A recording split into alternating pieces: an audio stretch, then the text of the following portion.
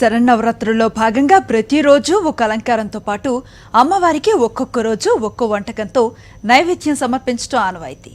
ఇక ఈ రోజు అమ్మవారికి సమర్పించే నైవేద్యంలో భాగంగా మరమరాల లడ్డు తయారీ చూద్దాం.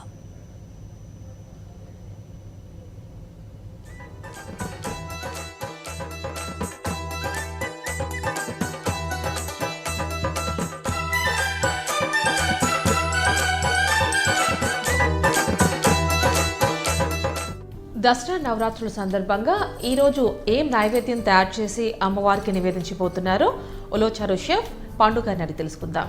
నమస్తే అండి. నమస్తే అండి. ఈరోజు అమ్మవారికి ఏం నైవేద్యం చేయబోతున్నారు?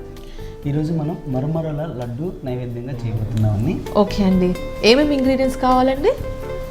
మరమరాలు, కాజు, బెల్లం, ఇలాచీ పౌడర్. ఓకే అండి, స్టార్ట్ చేసేదమంటారా? ఓకే అండి, బెల్లం పాకం పెడదామండి. బెల్లం,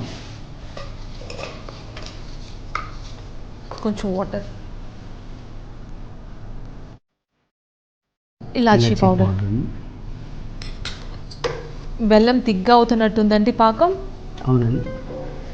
ఎన్ని మరమరాలకి ఇంత బెల్లం అనేమైనా యూజ్ చేయాలా అండి? అవునండి, మనకి తీసుకున్న క్వాంటిటీని బట్టి బెల్లం అనేది తీసుకుంటే సరిపోతుందండి. ఓకే, ఇంకొంచెం మరగాలనుకుంటా అండి, దగ్గరికి రావాలి. అది మ్యాక్సిమం అయిపోయిందండి మనకి. ఇంకొక జస్ట్ 2 minutes. ఈ లోపు మీరు కాజు తీసినట్టున్నారు కదా? అవునండి, కాజు చిన్న చిన్న ముక్కలుగా కట్ చేసుకున్నాం. మరమరాలు ఇలా తీసుకున్నాం. ఈ కాజు కూడా దీనిలో యాడ్ చేసేసి ఓకే, దీనిలో మిక్స్ చేసి దానిలో వేస్తే అంటే మరమరాల్లో ముందే వేసుకుంటే ఈవెన్గా అవుతుందంటారు. ఇప్పుడు ఈ పాకాన్ని మనం ఇందులో యాడ్ చేసుకుందాం. ఓకే, దానిలో వేయాలి. ఓకే, నేను అనుకున్నా దాన్నే దీనిలో వేస్తారేమో అనుకున్నా.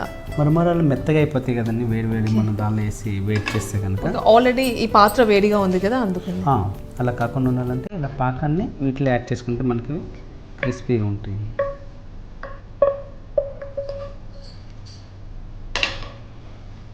కొద్దిగా ఇలాచి పౌడర్ కూడా యాడ్ చేసుకున్నాం. కొద్దిగా యాడ్ చేసుకున్నాం ఆల్రెడీ మనం.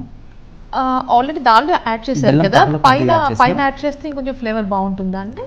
ఇలా వాటర్లో కొద్దిగా తడుపుకొని ఉండలు చుట్టుకుంటే కనుక మనకి ఉండలు బాగా వస్తాయి.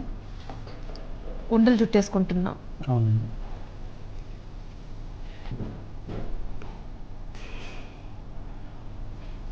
ఓకే అండి, పండు గారు రెడీ అయిపోయినట్టుంది. అమ్మవారికి మురుమురాల బెల్లం ఉండలు రెడీ అయిపోయింది. మురుమురాల లడ్డు ఓకే అండి, రెడీ అయిపోయింది. సో చూస్తున్నారు కదండి, అమ్మవారికి మురుమురాల ఉండలు. ఈరోజు పండుగ వేళలో మురుమురాల ఉండలు చూసేసాం కదా. రేపు మరో నైవేద్యంతో మళ్ళీ కలుసుకుందాం. నమస్తే.